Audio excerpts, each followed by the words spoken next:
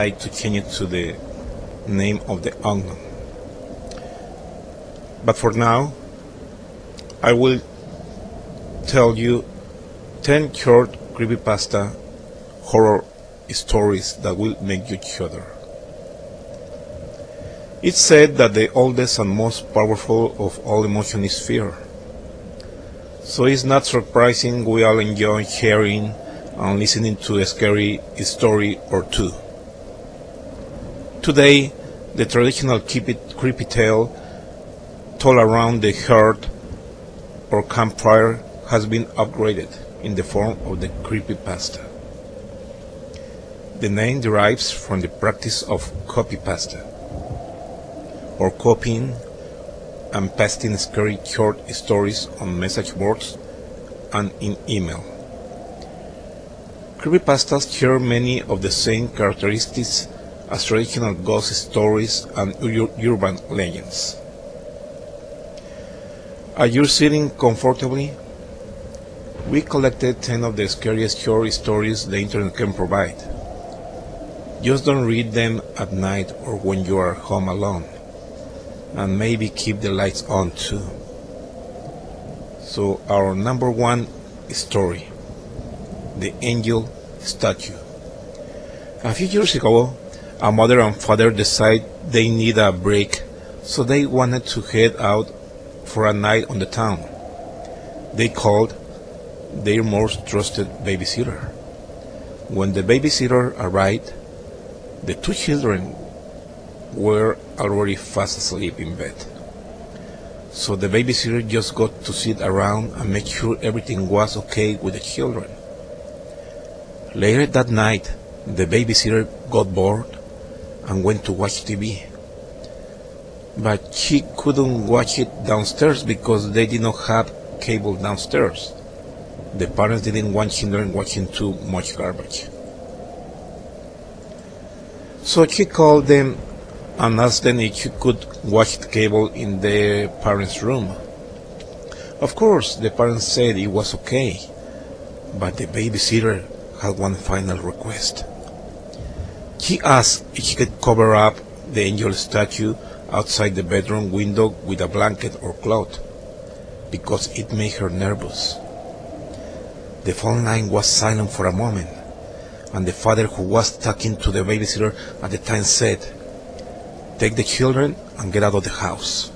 We'll call the police. We don't own an angel statue." The police found both of the children and the babysitter slumped in the pools of their own blood. Within 3 minutes of the call, no statue was found. So number two story, the new old house. We bought an old house, my boyfriend and I. He's in charge of the new construction, converting the kitchen into the master bedroom for an instance, while I'm on wallpaper removal duty. The previous owner papered every wall and ceiling. Removing it's brutal but oddly satisfying.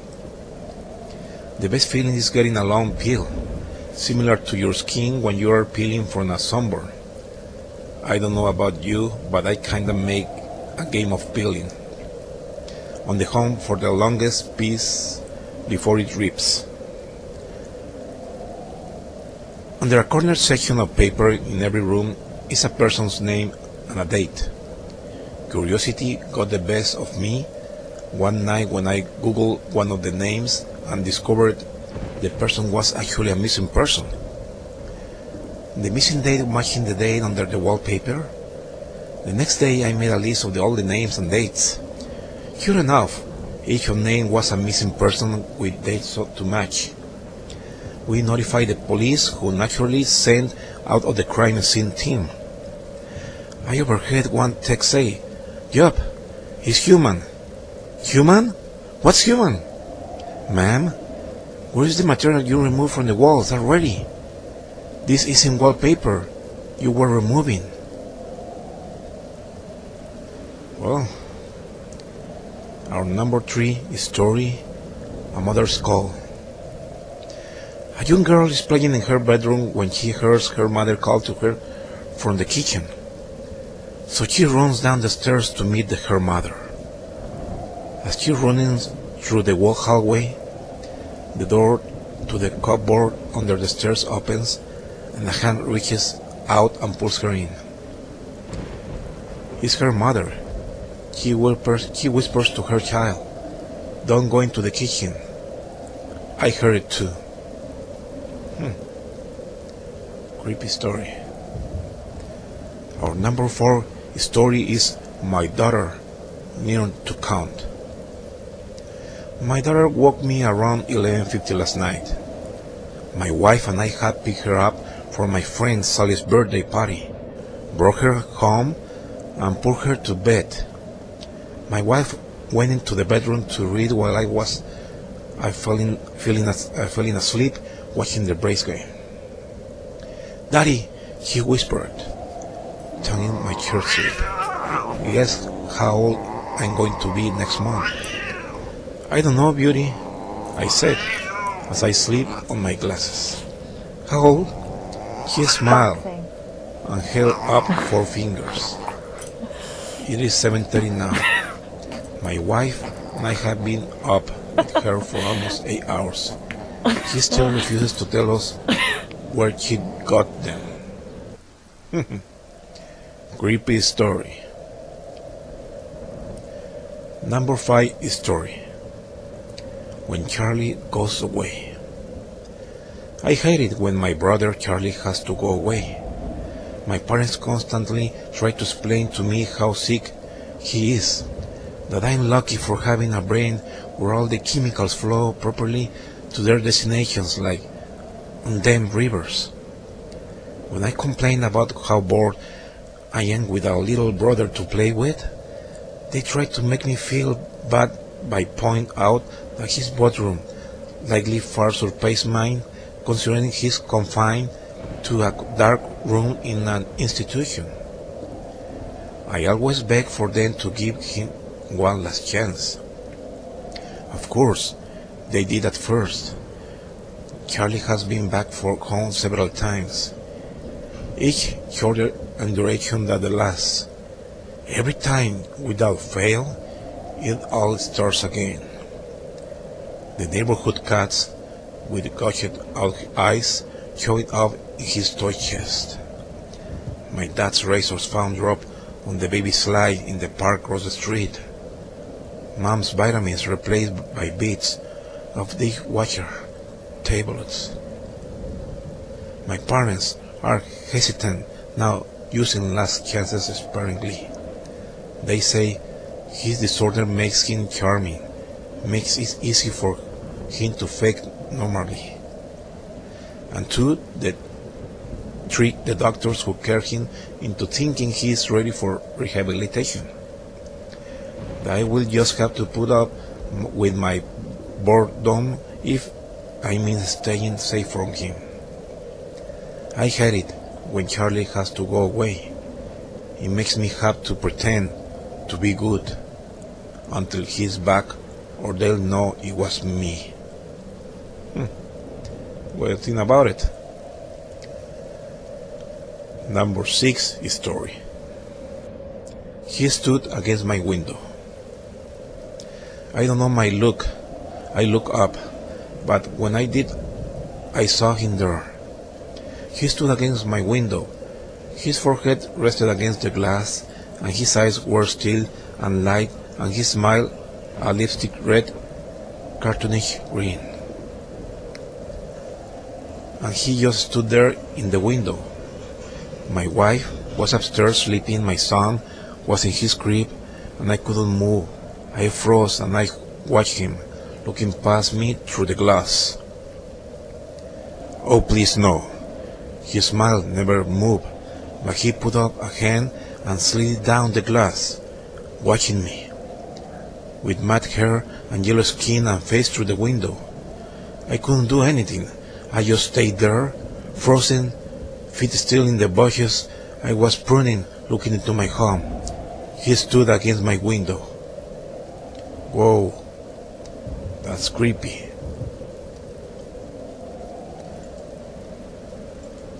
Number 7 story, White with Red. A man went to the hotel and walked up to the front desk to check in. The woman at the desk gave him his key and told him that on the way to his room there was a door with no number that was locked, and no one was allowed in there. He explained that it was a storeroom and it was out of the bounds. He reminded him of his several times before allowing him upstairs, so he followed the instructions of the woman at the front desk, going straight to his room and going to bed. However, the insistence of the woman had piqued his curiosity, so the next night he walked down the hall to the door and tried the handle. Sure enough, it was locked. He bent down and looked through the white keyhole. Color passed through it, killing his eye. What he saw was a hotel bedroom like his, and in the corner was a woman whose skin was incredibly pale. She was leaning her head against the wall, facing away from the door. He stared in confusion for a while. Was this celebrity the owner's daughter? He almost knocked on the door out of curiosity, but decided not to. As he was still looking, the woman turned sharply and he jumped back from the door, hoping he would not suspect he had been spying on her. He crept away from the door and walked back to his room.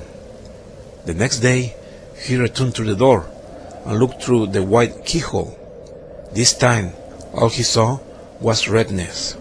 He couldn't make anything out besides a distinct red color, moving. Perhaps the inhabitants of the room knew was spying the night before, and had blocked the keyhole with something red. He felt embarrassed, but he had made the woman so uncomfortable, and hoped he had not made a complaint with the woman on the front desk. At this point, he decided to consult her for more information. She sighed and said, "Do you look through the keyhole?" The man told her that he had, and she said, "Well, I might as well tell you the story of what happened in that room. A long time ago, a man murdered his wife in there, and we find that even now, whoever stays there gets very uncomfortable. But these people were not ordinary. They were white all over, except for their eyes, which were red." My God, what do you think about it? Number 8 story, Mirjana Morgard Glesgård. There is a video on YouTube named Mirjana Morgard Glesgård. If you search this, you will find nothing. The few times you find something, all you will see is a 20-second video of a man staring intently at you, expressionless, then grinning for the last 2 seconds. The background is undefined. This is only part of the actual video. The full video lasts 2 minutes and was removed by YouTube after 153 people who viewed the video gouged out their eyes and mailed them to YouTube's main office in San Bruno. Said people have also committed suicide in various ways. It is not yet unknown how they managed to maul their eyes after gouging them out. The cryptic inscription they carved on their forearm has not yet been deciphered. YouTube will periodically put up the first 20 seconds of the video to quell suspicions, so that people will not go look for the real thing and upload it. The video itself was only viewed by one YouTube staff member, who started screaming after 45 seconds. This man is now under constant sedation and is apparently unable to recall what he saw. The other people who were in the same room as him while he viewed it and turned off the video for him say they heard at the time was a high-pitched drilling sound. None of them dared look at the screen. The person who uploaded the video was never found. The IP address being non-existent, and the man in the video has never been identified. So watch out in YouTube. You want to see the video, you will know the consequences. Number 9 story: the women in the oven. During the summer of 1993, in a quiet town here near Minneapolis, Minnesota, the charred body of a woman was found.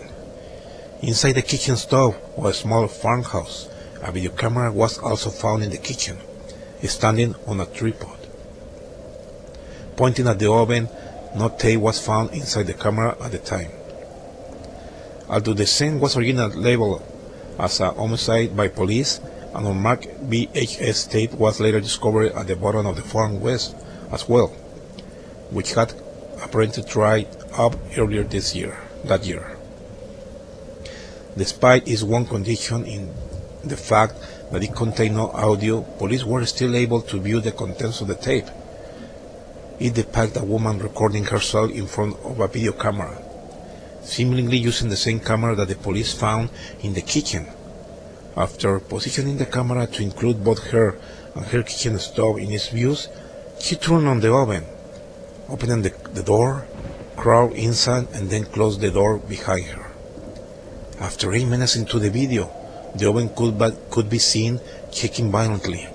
At this point, thick black smoke emanated from it.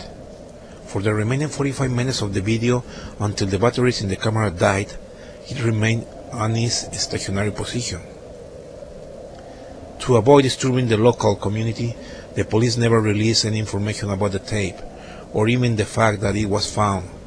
Police were also not able to determine who put the tape in the wall, or why the height and the stature of the woman in the video did not come close to matching the body that they had found in the oven. Whoa, this is getting creepier. Okay, our last story, number 10, is called Expressionless. In June 1972, a woman appeared in Cedar Sinai Hospital in nothing but a wild, blood-covered gown. Now this in itself should not be too surprising, as people often have accidents nearby and come to the nearest hospital for medical attention. But there were two things that caused people who saw her to vomit and flee in terror. The first being that she wasn't exactly human. She resembled something close to a mannequin, but had the dexterity and fluidity of a normal human being. Her face was as flawless as a mannequin, devoid of eyebrows and smeared in makeup. There was a kitten clamp in her jobs, so unnaturally tight that no teeth could be seen, and the blood was still squirting out of her gum and to the floor. She then pulled it out of her mouth, tossed it aside, and collapsed. From the moment she stepped through the entrance to when she was taken to a hospital room and cleaned up before being prepped for the sedation, she was completely calm, expressionless, and motionless. The doctors thought it best to restrain her until the authorities could arrive, and she did not protest. They were unable to get any kind of response from her, and most staff members felt too uncomfortable to look directly at her for more than a few seconds. But the second the staff tried to sedate her, she fought back with extreme force. Two members of staff had to hold her down as her body rose up on the bed with the same blank expression. She turned her emotionless eyes towards the male doctor and did something unusual. She smiled. As she did, the female doctor screamed and let go of a shock. In the woman's mouth were not human teeth, but long sharp spikes, too long for her mouth to close fully without causing any damage. The male doctor stared back at her for a moment before asking, What in the hell are you?" She cracked her neck down to her shoulder to observe him, still smiling. There was a long pause. The security had been alerted and could be heard coming down the hallway. As he heard from the approach, he darted forward, sinking her teeth in the front of his throat, ripping out his jugular and letting him fall to the floor, gasping for air as he choked on his own blood. She stood up and leaned over him, his face coming dangerously close to his as the light faded from his eyes. She leaned closer and whispered in his ear, "I'm God." The doctor's eyes filled with fear as he watched her calmly walk away to greet the security men. His last sight would be watching her feast on them one by one. The female doctor who survived the incident named her the expressionless. There was never a sighting of her again. And this is our 10 stories. What do you think about it? So again, there will be a movie called The Unknown. I already have some video tests and makeup tests, and hopefully it will be finished during this October 2017. Please support me so the movie can show up in Netflix, Hulu, Amazon Cable, or maybe in theaters. I promise you, it will scare you to hell. Have a terrifying good night.